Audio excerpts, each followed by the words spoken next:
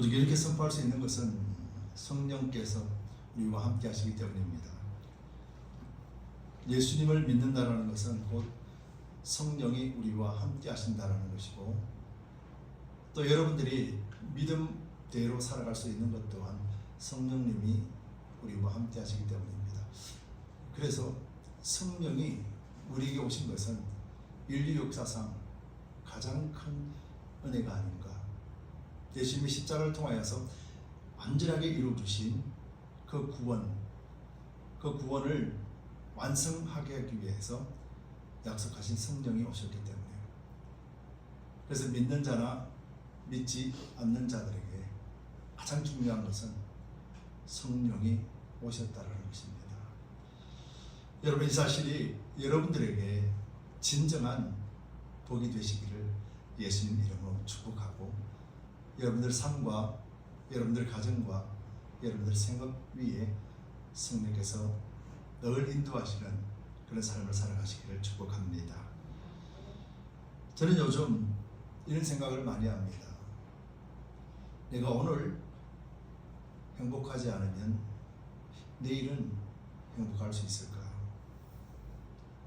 내가 오늘 사랑하지 않으면 내일은 사랑할 마음이 생길까? 내가 오늘 사람들과 하나가 되고 화합이 되고 용서하고 이해해 주지 못한다면 내일은 그런 기회가 찾아올까? 여러분들은 어떻게 생각하십니까? 우리는 충분히 그렇게 할 수 있다라고 생각하며 살게 됩니다. 그리고 또 실제적으로 그렇게 살아갑니다. 여러분들은 언제든지 행복하려고 마음만 먹으면 행복해지십니까? 저와 여러분들은 언제든지 좋아하고 언제든지 회복할 수 있는 그렇게 마음만 먹으면 그렇게 될 수 있습니까? 여러분들은 어떻습니까? 우리가 살고 있는 목적, 우리가 오늘 충실하게 살아가는 것은 무엇 때문에 그런 것입니까? 아마 대부분의 사람은 내일을 꿈꾸고 내일을 행복 위해서, 내일의 소망을 위해서 산다라고 말씀하면서 정작 오늘의 이 시간들은 모두 다 잃어버리고 살고 있습니다. 특별히 예수를 믿는 사람들에게는 이것은 너무도 중요합니다. 왜냐하면 예수님께서는 그런 삶을 살기 위해서 십자가에 대속의 제물이 되지 않으셨기 때문이에요. 예수님께서 십자가에 죽으신 것은 우리로 하여금 내일을 꿈꾸며 내일의 행복을 위하여서 오늘을 희생하고 양보하라고 가르치지 않으시고, 내일에 살아갈 수 있기 위해서 오늘을 참고 인내하고 오늘을 내 마음껏 살아갈 수 있게 하시지 않으셨는데, 근데 우리는 예수님의 가르침보다도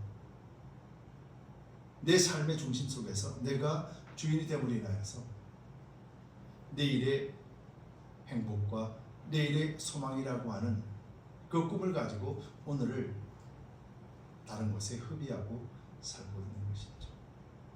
여러분, 이것은 너무도 중요합니다.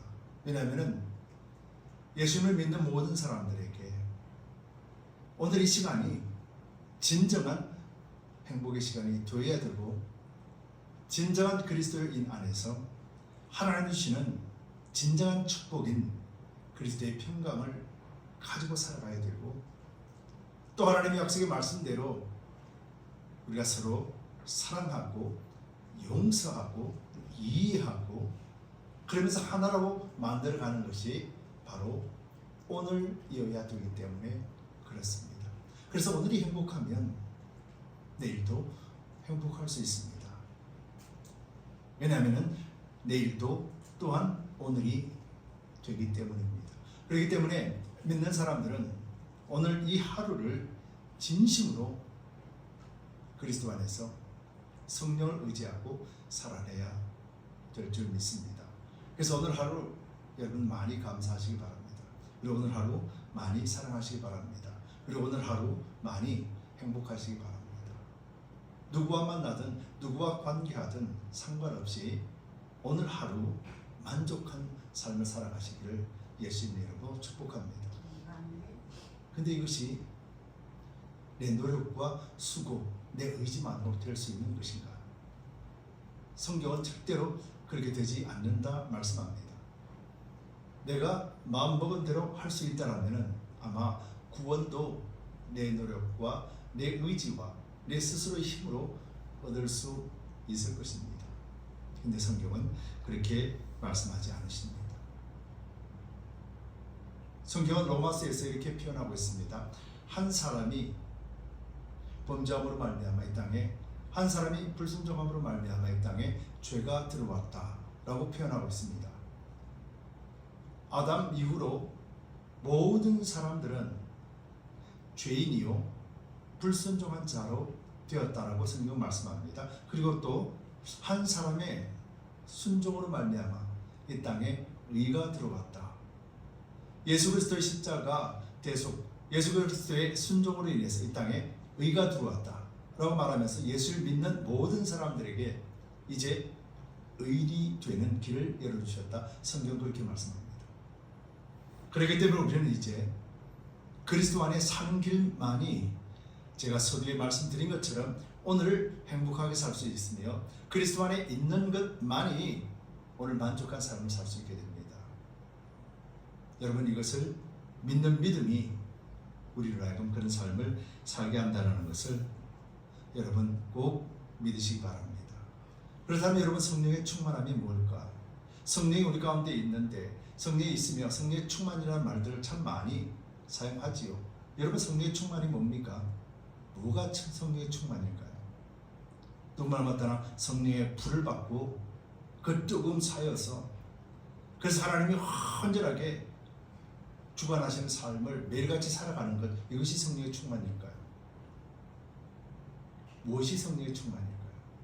성경은 성령을 이렇게 표현합니다. 성령을 보혜사라고 표현하죠. 보혜사는 우리 곁에서 돕는 자입니다. 우리 곁에서 변호하시는 분입니다. 우리 곁에서 조언해 주시는 분입니다. 이것이 보혜사 성령의 의미입니다. 그렇다면 성령의 충만이라는 것이 무엇이겠습니까? 우리를 돕는 그분이 온전하게 우리를 도울 때 우리가 그분 앞에 맡겨드리는 삶, 그분이 말씀을 깨닫게 할 때 내 생각보다도 그 말씀에 따라서, 그 깨달음에 따라서 살려고 성령을 의지할 때 성령께서 우리의 모든 죄가들을 도말하시겠다 하신 하나님의 약속의 말씀대로 우리를 의롭다고 인정하실 때 우리 자신이 우리 육체를 보지 않고 우리의 죄성을 보지 않고 믿음에 따라 그리스도 안에서 의가 되었다라는 것을 믿을 때 하나님의 말씀이 성경 말씀이고 성경 말씀이 예수 그리스도시고 예수 그리스도의 말씀이 진리라는 것을 믿고 말씀에 따라 살기로 결단하며 그 방향을 따라갈 때 여러분, 이것이 성령 충만입니다. 성령의 충만은 다른 것이 아니라 우리를 도우시는 그분 앞에 우리 자신을, 우리의 의나 우리의 삶의 방식을 그분 앞에 내어드리는 것이 성령의 충만입니다. 그렇기 때문에 우리는 성령의 충만을 따라서 우리는 살아야 됩니다. 그런데 왜 우리가 성령에 충만해야 되는가? 무엇 때문에 우리가 성령에 충만해야 될까요? 여러분, 이것에 대해서 여러분들 한 번쯤은 질문해 보셨을 줄 믿습니다. 왜 내가 구원받았지? 왜 내가 구원받았다라고 말하지? 왜 내가 성령이 있다고 말하지? 왜 성령이 충만해야 될까? 이런 이유에 대해서 여러분들 한 번쯤은 생각해 보셨을 줄 믿습니다. 여러분, 우리가 왜 성령에 충만해야 될까?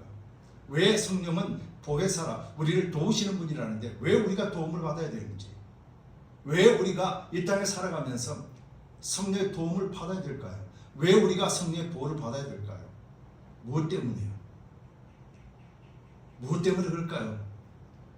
단지 우리가 죄인이기 때문에, 그렇다면 우리가 죄인이라는 사실에 대해서 명확하게 알고 있습니까?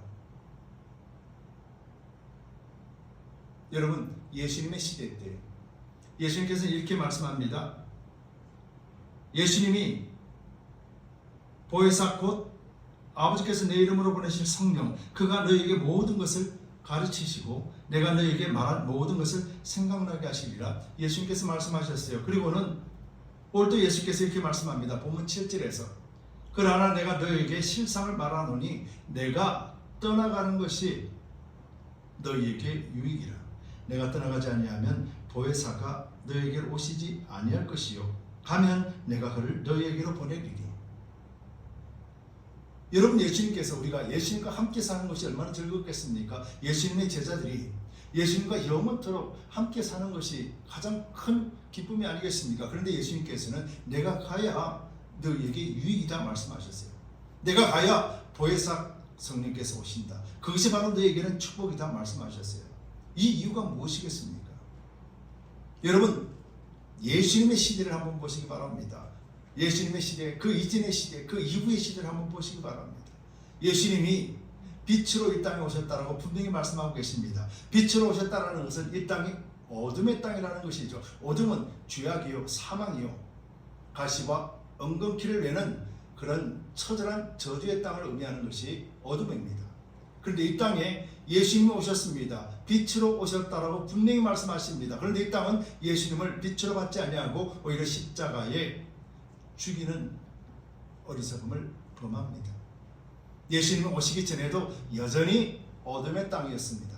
그렇다면 예수님의 시대 때, 빛으로 오신 예수님의 시대 때는 광명의 시대였나요? 아닙니다. 예수님을 십자가에 못 박아버리는 저주의 땅, 어둠의 땅이 여전히 있었습니다. 그러면 예수님이 십자가에 죽고 대속의 제물이 되고 난 뒤 후에 이 세상은 어떻습니까?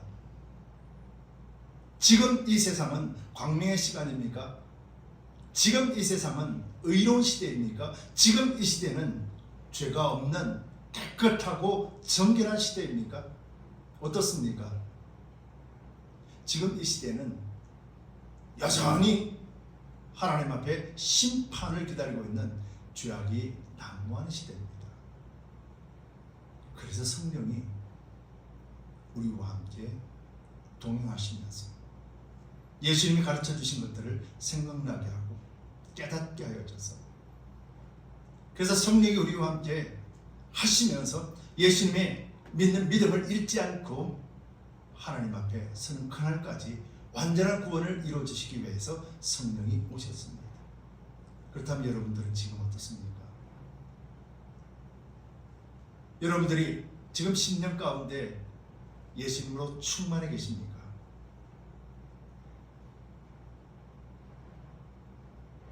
우리 마음에 예수님으로 충만하고 예수님만으로도 넉넉히 만족해하고 예수님 한 분만으로도 기뻐하고 즐거워하고 계십니까? 그래서 오늘 사랑할 수 있으며 오늘 행복할 수 있으며 오늘 함께 나눠줄 수 있으며 함께 오늘 이해해주고 품어주고 아껴주고 격려해주는 그런 삶을 살아가고 있습니까? 오늘 하나됨을 이루어가고 있습니까? 아니면 오늘 우리 마음이 가시와 엉겅퀴를 내는 어둠 속에서 미워하고 하나됨을 이루지 못하고 용서하지 못하고 사랑하지 못하고 그래서 진정한 행복을 다 뺏겨버리고 사는 모습은 아닙니까? 만약 이런 모습이라면 저와 여러분들에게는 절실한 것이 바로 성령이 우리 가운데서 나를 주관할 수 있도록 우리가 성령을 철저하게 의지하는 것입니다. 주님이 흑암의 땅에 성령이 오셔서 성령께서 이 흑암의 땅을 끝까지 주와 함께 동행할 수 있도록 우리에게 지키시기 위해서 성령이 오셨습니다. 두 번째로는 예수님께서 이 땅에 오셔서 우리에게 가르쳐 주신 것들, 제자들은 3년간의 공생을 통해서 예수님이 그렇게 가르쳐 주어서도 한마디 한마디 바르게 깨닫지 못했습니다. 예수님이 밝히 보여주셔야만 비로소 그렇구나 라고 말씀을 이해했습니다. 근데 실제적으로 말씀을 이해해도 그들은 그 말씀대로 살 수가 없었습니다. 근데 성령이 오셔서 우리에게 이것을 해결해 주시는 것이죠. 그것을 비밀이라 말씀합니다. 이 땅은 예수님을 받을 수가 없습니다. 한 사람이 불순종으로 인하여 이 땅에 죄가 들어왔기 때문에 이 죄는 하나님과의 관계가 완전하게 끊어져 버린 것을 의미합니다. 그렇기 때문에 하나님이 주시는 것들을 받을 수도 없으며 하나님이 주시는 것들을 이해할 수도 없습니다. 하나님이 주시는 것들을 따라서 살 수도 없습니다. 근데 이제 성령이 오셔서 이 비밀을 풀어주셨습니다. 예수님의 말씀, 하나님의 말씀들을 하나하나 깨닫게 하십니다. 예수님의 말씀을 받을 때마다 성령께서 그것을 깨닫고 지킬 수 있게 하신다는 거예요. 저 우리에게 이 비밀이 풀어질 수 있도록 성령이 우리에게 오셨다는 거예요. 그렇다면 고린도전서 3장 16절에 나와 있듯이 너희가 하나님의 거룩하신 성전인 것과 성령이 너희 안에 거하심을 알지 못하느뇨 라고 성경이 말씀했다라면 저와 여러분들이 믿는 사람들에게 성령이 계신다라는 것을 믿는다라면 이 성령이 과연 여러분들에게 우리의 마음과 우리 육체와 이 땅에 살아가는 모든 것들을 옥토의 땅으로, 감사와 기쁨의 땅으로, 사랑과 용서의 땅으로, 화해와 이해의 땅으로 품어줄 수 있는 하나가 되는 땅으로 지금 만들고 있습니까? 그리고 하나님의 말씀을 읽을 때마다, 하나님의 말씀을 찾을 때마다 그것이 풀리는 비밀이 열리는 이런 사건들을 여러분들 지금 경험하고 있습니까? 예수님께서는 지금 그 말씀을 하고 계신 것입니다. 예수님께서 그렇게 말씀합니다. 예수님이 이제 제자들에게 밝히 보여주셨습니다. 이제 내가 갈 것이다 라고 말합니다. 이제 내가 십자가에 죽으실 것을 말씀하십니다. 그러면서 앞으로 너희가 닥칠 고난에 대해서 말씀합니다. 오늘 본문 이전에 보면은 너희가 이제 유대 사회에서 철저하게 배척당할 것이다. 이제 너희가 예수를 믿는다라는 이 하나 때문에 유대 사회로부터 철저하게 고통을 받을 것이다 라고 말씀합니다. 그러나 끝까지 인내하라, 끝까지 승리하라 라고 말씀을 하셨습니다. 이 말 이후에 예수님께서는 지금 이 본문을 다스리고 있는 것이죠. 그때 제자들은 예수님이 어디 가십니까? 묻지 않습니다. 다만 예수님이 떠나간다는 사실 앞에 두려움에 사로잡혔다라고 성경은 말씀하고 있는 것이죠. 오늘 본문에 이렇게 이야기하죠. 6절에 도리어 내가 이 말을 함으로 너희 마음에 근심이 가득하였다.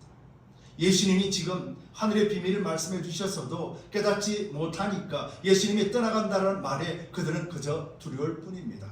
예수님이 있을 때는 힘을 주었고, 예수님이 있을 때는 뭔가 할 수 있었고, 예수님이 있을 때는 뭔가 다 이룰 수 있을 것 같았는데 이제 예수님이 떠나가신다라고 하니 지금 제자들의 마음은 두렵다라는 거예요.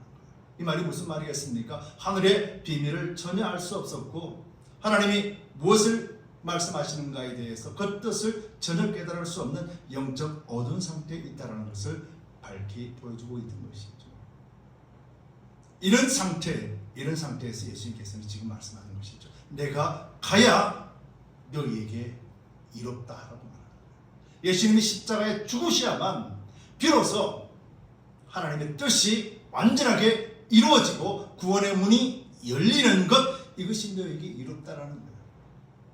내가 가야 보혜사 성령이 오신다라고 말씀합니다. 십자가에 죽으셔야 아버지의 뜻을 이루셔야, 그래서 구원의 문이 열려야 비로소 성령이 오셔서 너희로 하여금 이 구원의 문에 들어가게 만드시고 예수께서 가르쳐 주신 것들 하나하나를 기억나게 하시면서 생각나게 하시면서 하나님 앞에 서는 그날까지 믿음의 경주를 다할 수 있도록 도울 것이다라는 것이죠.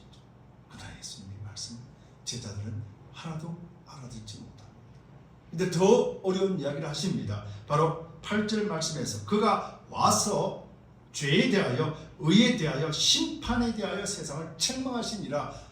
여러분, 이 말씀이 무엇이겠습니까? 죄는 무엇을 이야기하는 것이고 의는 무엇을 이야기하는 것이고 이 세상의 심판은 무엇을 의미하는 것입니까? 제자들은 전혀 알 수 없습니다. 그러나 저와 여러분들은 이 말씀을 다 알고 있지 않습니까?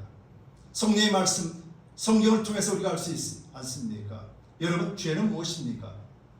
제가 저를 설명드렸어요. 죄가 무엇입니까? 한 사람이 불순종함으로 이 땅에 죄가 들어왔고, 죄는 불순종이고 아담 이후에 모든 육체들을 이야기하는 것입니다. 즉 하나님과의 관계가 끊어져 버린 것, 이것을 죄라고 표현합니다.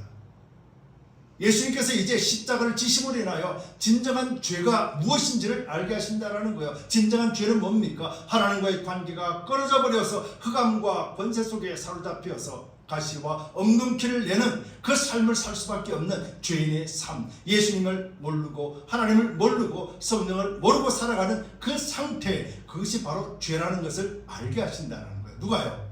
성령께서. 아멘. 그럼 의인은 무엇입니까? 의인은 누굽니까? 여러분, 저와 여러분들의 그 죄를 구원하실 수 있는 분이 누구십니까? 예수 그리스도. 예수 그리스도는 죄인이십니까? 의인이십니까? 완전한 의인 되신 바로 그 주님이 우리의 죄의 대속이 되셨습니다. 죄인이 죄값을 치를 수 없듯이, 죄인이 죄인을 대신할 수 없듯이 완전한 의인 되시는 하나님이신 예수께서 우리의 죄값을 대속하시기 위하여서 오셨다라는 거예요. 성령이 오시면은 바로 그분이 예수 그리스도 우리를 구원하실 메시아라는 것을 확실하게 깨닫게 하시겠다는 거예요. 죄와 의에 대해서 확실하게 알게 하셨습니다. 그러면 이제 남아있는 건 뭡니까? 세상 심판에 대하여 세상을 책망하시리니. 여러분, 심판은 무엇입니까? 바로 세상 권세를 누가 가지고 있는 것입니까? 세상 권세는 누가 가지고 있나요?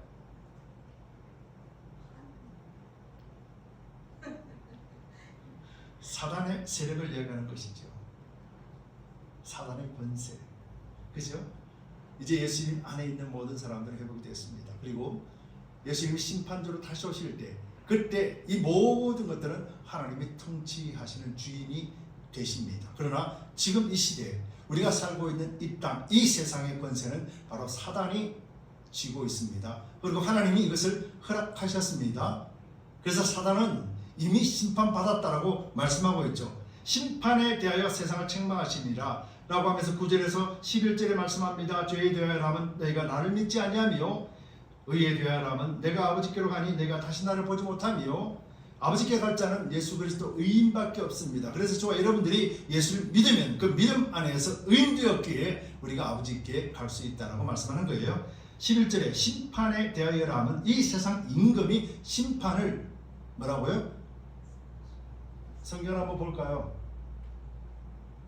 11절 같이 읽겠습니다. 심판에 대하여라면 이 세상 임금이 심판을 받았음이니라. 즉 이 말은 무엇입니까? 이미 끝났다라는 거예요.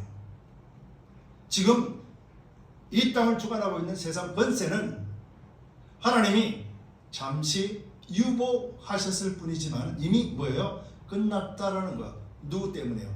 예수님이 이 땅에 오셔서 십자가의 대속의 의인으로서 우리의 모든 죄를 다 사하셨기 때문에, 그래서 이 사하심은 단순하게 십자가에서 죽는 것이 아니라 이 땅에 있는 모든 죄를 도말하시는 하나님의 뜻이 이루어졌기 때문에, 그래서 세상 사단의 권세가 끝났다라고 말씀하는 거예요. 이것을 알게 하신다는 거예요. 그래서 저와 여러분들이 예수를 믿으면, 예수님 안에 있으면 우리는 사단 권세가 우리를 주관할 수 있어요, 없어요? 없잖아요. 이제는 사단이 우리를 주관할 수 없는, 우리는 하나님의 속한 자, 우리는 새로운 피조물이라, 우리는 하나님 아버지를 아버지라 부를 수 있는 자녀가 되었다라는 거예요. 이것이 지금 예수님께서 내가 가야 보혜사 성령이 오셔서 이 모든 것을 생각나게 하고 깨닫게 하시리라는 거예요. 그렇다면 이제 저와 여러분들은 이제 알았습니다. 죄는 하나님과의 관계가 끊어진 것이요, 이제 그리스도의 십자가를 통하여서 우리가 하나님과 관계 회복되었기 때문에 이제는 내가 죄인이에요? 아니에요? 의인인 거죠. 이것이 성경에서 말씀하시는 거예요. 근데 우리는 뭐라고 그럽니까? 내가 감히 어떻게 의인 될 수 있습니까? 내 생각이 죄고 내 행동이 죄인데 내가 어찌 의인 될 수 있습니까? 진정한 겸손 같지요? 아닙니다. 이것이 진정한 교만입니다. 하나님의 말씀을 거부하는 교만인 거예요. 즉 이 말씀은 내가 노력하고 수고하면 내가 정결하게 될 수 있는데 아직 내가 부족해요, 겸손 같지요? 하나님의 말씀에 비춰보면 사악한 교만인 거예요. 이것이 우리 마음 가운데 있는 것이고 이것이 우리 육체 가운데 있는 것이죠. 바울은 그래서 우리 육체를 구분하고 있는 거예요. 바울이 하나님 앞에 온전하게 쓰임 받으려고 할 때마다 바울의 육체는 이것을 거부하기 때문이에요. 그만 좀 쉬자. 내가 왜 이런 억울함을 당해야 돼? 내가 왜 이런 매를 맞고 내가 왜 감옥에 들어가야 돼? 왜 예수를 증거하는데 나에게는 복이 아니라 저주처럼 사람들로 하여금 침을 뱉침을 당하고 뺨을 맞는 것 당하고 무시와 멸시를 당해야만 돼. 바울은 이런 갈등 없었을까요? 베드로는 이런 갈등 없었을까요? 근데 바울과 베드로는 이 갈등들을 어떻게 했습니까? 성령 안에서 주시는 그 깨달음을 통하여 모든 죄를 사하신 예수 그리스도의 사랑으로 인하여 내가 의인 되었음을 아는 그 믿음으로 인하여 세상 권세가 이제 끝났다라고 하는 하나님의 선포에 의하여서 담대하게 그 길을 걸어갔던 것이죠. 그렇다면 저와 여러분들 교회는 지금 어떤 길을 걸어가야 될 것입니까? 저와 여러분들 교회는 지금 어떤 것을 구해야 될 줄 믿습니까? 이 땅의 것을 추구합니까? 이 땅의 건강과 부귀와 명예를 구합니까? 성경 말씀합니다. 너희는 먼저 하나님의 나라와 의를 구하라. 그리하면 이 땅의 모든 것을 더하시리라. 그런데 우리는 하나님의 나라와 의는 던져버렸습니다. 성령 안에 구하라 그럽니다. 하나님의 나라는 임했으니 하나님의 나라는 먹고 말씀에 있는 것이 아니라 성령 안에서 의와 평강과 희락이라. 성경 분명히 말씀하는데 우리는 성령 안에서 의와 평강과 희락은 던져버리고 이 땅에 먹고 마심을 추구하는 자의 삶을 살고 있다라면 우리는 과연 성령이 우리 가운데 계시는가 계시지 않는가? 여러분, 우리는 바르게 믿어야 됩니다. 그렇기 때문에 예수께서 이루어주신 것 바로 우리로 하여금 죄에 대하여 의에 대하여 그리고 완전한 심판에 대하여 밝히 알게 하시는 보혜사 성령을 철저하게 의지하시기 바랍니다. 바로 성령을 철저하게 의지하고 하나님 주신 말씀들 하나하나 깨닫고 그 말씀대로 살아가기를 결단하는 자, 그 자가 바로 성령에 충만한 자라는 사실을 믿으시기 바랍니다. 어디 산에 가서 어떤 것들을 통해서 불을 받아라. 그리고 성령에 충만한 자는 말씀할 때마다 나음을 입게 하고 고침을 거치는 그런 어리석은 자를 추구하지 마시기 바랍니다. 하나님은 그렇게 하실 수 있습니다. 그러나 예수 믿는 자들에게는 이미 구원 얻었기에 이미 우리는 하나님 안에서 누림의 삶을 살아가며 상황이 어떠한 상황이 내게 펼쳐진다 할지라도 두려워하지 아니하고 그리스도와 함께 승리하는 삶을 살아가는 것입니다. 예수님께서 십자가의 처절한 고통 속에서도 저들을 용서하여 주옵소서. 저들이 하는 일을 알지 못함이니이다. 스데반 집사가 돌에 맞아 가면서도 주님이여 저들을 용서해 주옵소서. 저들이 알지 못함이니이다. 베드로가 또 바울이 몸에 맞아가며 매일 맞아가며 감옥에 갇혀 있음에도 불구하고 하나님을 찬송했습니다. 그들이 평안함 속에서 그들이 위대함을 칭찬받는 속에서 그들이 세상 부귀와 명예를 누리는 중에서 하나님을 찬송한 것이 아닙니다. 그들은 처절하게 외면당하고 짓밟힘을 당하는 속에서도 하나님 앞에 영광 올려드리며 오직 주만 의지하고 살아갔습니다. 이것이 그에게는 진정함이요 그들에게는 진정한 겸손이 되어졌습니다. 그리고 이것을 그들에게는 하나님이 주시는 위로와 평강이 그것을 이길 수 있게 하셨던 거예요. 여러분, 성령에 충만합시다. 성령에 충만함은 말씀을 따라 사는 것이고 성령을 인정하는 것이고 예수께서 말씀하신 죄와 의와 심판에 대해 명확하게 알고 살아가는 것입니다. 바로 이런 자에게 성경은 세상이 감당치 못하는 믿음이다 말씀합니다. 죽음 앞에서도 두려워하지 않습니다. 모든 부귀 영화 앞에서도 이것으로 기뻐하지 않습니다.